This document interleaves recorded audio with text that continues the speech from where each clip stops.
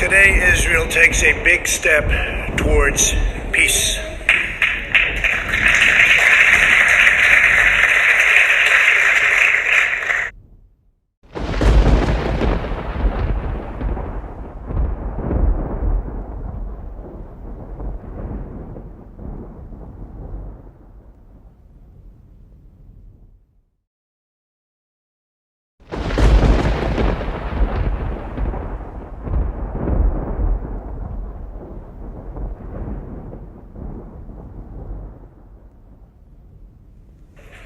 Today, Israel takes a big step towards peace.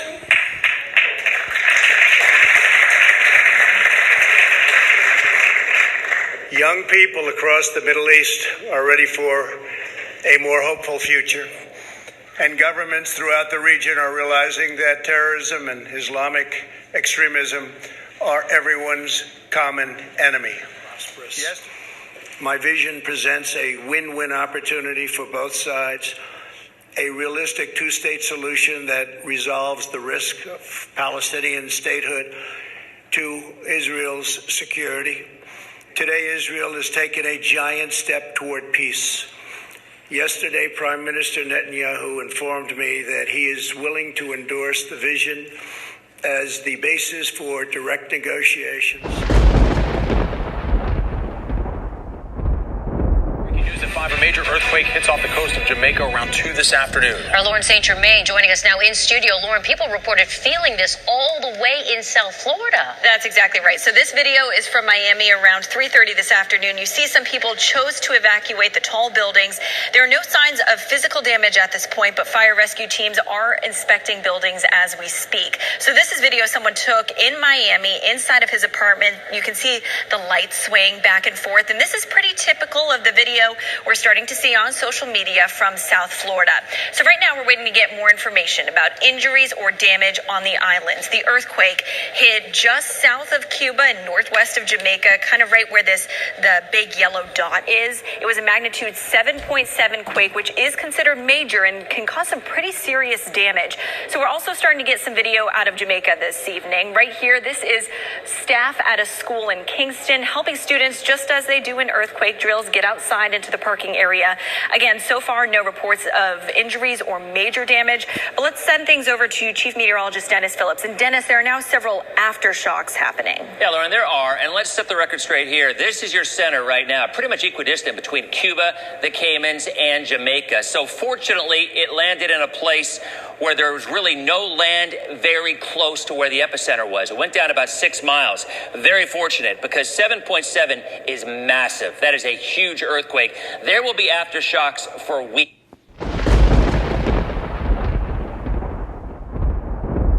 Coronavirus is spreading quickly, keeping governments across the world on edge. More than 4,500 cases have been confirmed in China, with at least 106 deaths reported.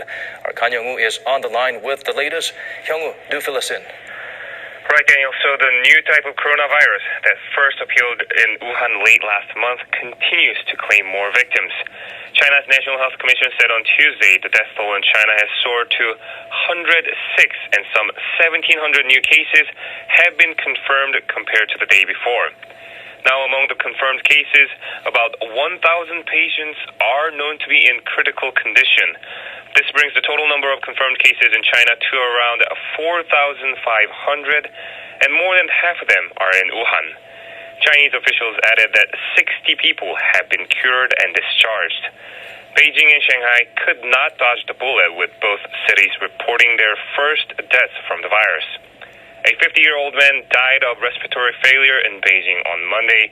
Health officials said he was diagnosed with the novel coronavirus last week after staying in Wuhan from January 8th to 15th. Authorities in Shanghai have not released details of the victim yet. The Chinese government has urged its people to postpone non-essential overseas trips.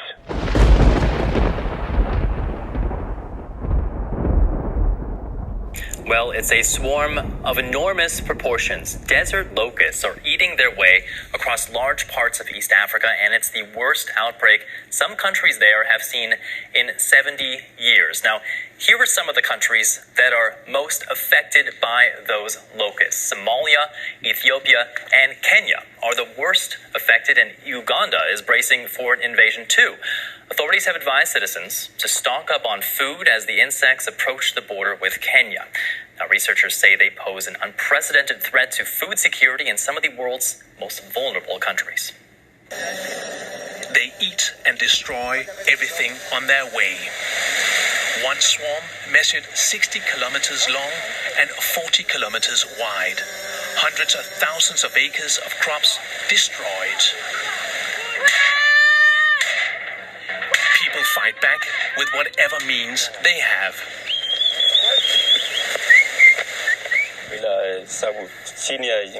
We are more than 200 herders here, and we all depend on this land for grazing. Now it will be disastrous if we all perish without getting any help. The swarms came from Yemen, then down from the Red Sea to the Horn of Africa. The unusual warm temperatures off the coast are partly to blame. The recent heavy rainfall has created the perfect breeding conditions. The greenery that has sprung up is now fueling them. It has almost become a desperate battle.